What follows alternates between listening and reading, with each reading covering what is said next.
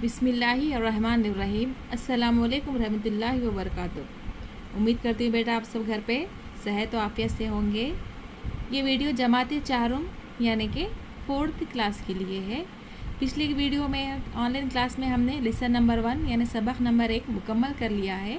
इसके बाद हम देखेंगे सबक नंबर 2 जिसका नाम है अकरम की ईद। क्या है? अकरम की ईद। ईद है, मालूम है ना, जो हम रमज़ान और बकरीद मनाते हैं ईद। इस तरह से अकरम ने अपनी ईद किस तरह मनाई ये हम इस सबक में देखेंगे। ठीक है बेटा। अकरम अपने माँ बाप का एक लौता बेटा था। यानी क्या है? अकरम अपने माँ बाप का सिर्फ वो एक ही बेटा था, उसका कोई और बहन और भाई नहीं था। उसे कहेंगे एक लौता। इसके वालिद अमीर तो ना थे, लेकिन अकरम की हर ख्वाहिश हत्तल इम्कान पूरा करने की कोशिश करते थे।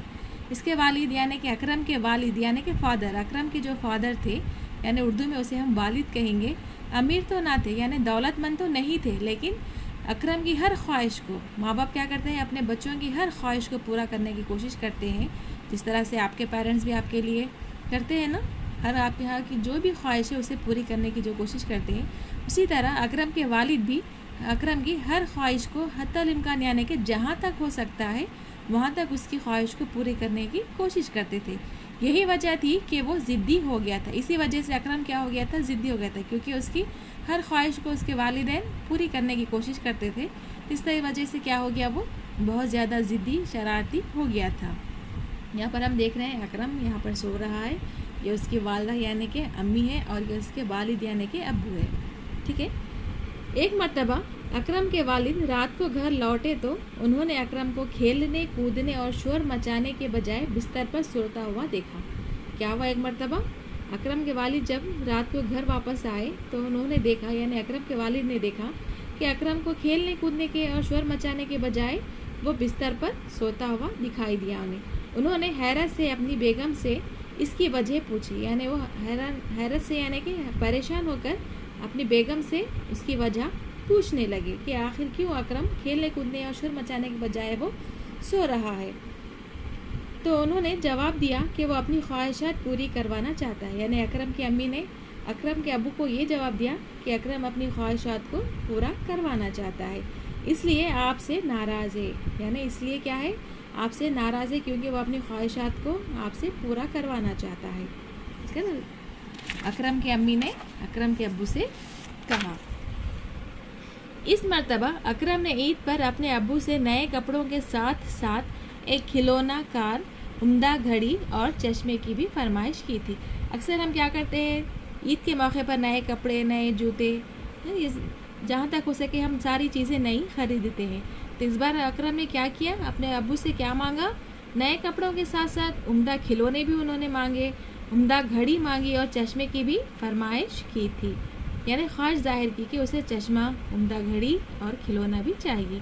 इसके अब्बू ने बहुत समझाया कि अभी मौका नहीं है। यानी अकरम के अब्बू अकरम से समझाने लगे कि अभी मौका नहीं है, यानी कि इनके पास इतने पैसे नहीं हैं कि उसकी ये तमाम चीज़ें उसे ख़रीद कर दे सके। कुछ माह बाद, यानी माह यानी कि महीने को कहेंगे, कुछ महीने के बाद जब इतने पैसे हो जाएंगे तो तुम्हें ये सब दिला देंगे। क्या कहने लगे अकरम के अब्बू कि कुछ महीनों के बाद अगर मेरे पास पैसे आ जाएंगे तो मैं तुम्हें ये तुम्हारी पसंद की सारी चीज़ें तुम्हें दिला दूंगा। कौन कौन सी? नए कपड़ों के साथ साथ उम्दा खिलौना है चाहिए और उम्दा घड़ी चाहिए और चश्मा भी उसे दिला देने के लिए कह रहे थे। लेकिन अकरम ने इनकी बात नहीं मानी। लेकिन अकरम ने क्या किया? अपने वालिद की यानी अपने अब्बू की बात नहीं मानी और ज़िद पर अड़ा रहा। कहने लगा कि नहीं, मुझे चाहिए तो बस चाहिए ही। उनकी बात, अपने अब्बू की बात उसने नहीं मानी। इस ज़िद में इसकी अम्मी भी बराबर की शरीक थी। अकरम ये जो ज़िद कर रहा था उसके साथ उसकी अम्मी भी बराबर की शरीक थी। यानी अम्मी भी अकरम की हाँ में हामी भर रही थी। किसी तरह जोड़ तोड़ करके वो अपने बेटे अकरम की फरमाइश पूरी करते रहते थे। यानी किसी तरह से वो पैसे बचा बचा कर अकरम की ख्वाहिशात को पूरा करने की कोशिश करते थे। उसकी जो फरमाइशें थी उसे पूरा करने की कोशिश करते थे। लेकिन इस ईद पर अकरम ने जिस खिलौना कार की फरमाइश की थी इसको पूरा करने की इस्तेताअत इनमें ना थी। लेकिन इस बार ईद पर अकरम ने जो खिलौना कार मांगा, उसकी जो फरमाइश उसने की थी उसको पूरा करने की इस्तेताअत यानी इतनी ताकत नहीं थी कि अकरम के अब्बू की वो उसे खिलौना कार दिला सके। घर में अजीब सा तनाव था, यानी घर में कैसा था, एकदम अजीब सा माहौल हो गया था कि अकरम खेल कूद नहीं रहा था, अपने वालिद से नाराज़ था और अकरम की अम्मी भी अकरम के साथ ही थी कि जब बच्चा अगर मांग रहा है तो उसे दे दे। इस तरह से अकरम की अम्मी भी अकरम के साथ ही थी। अब्बू से ना तो अकरम बात कर रहा था और ना ही इसकी अम्मी। क्या हो गया, ना तो अकरम बात कर रहा था और ना ही उसकी अम्मी अकरम के अब्बू से बात कर रही थी। आ रहा ना समझ में बेटा आपको? यहाँ तक के 29वां रोज़ा हो गया। क्या हुआ, बात नहीं करते हुए क्या हो गया था,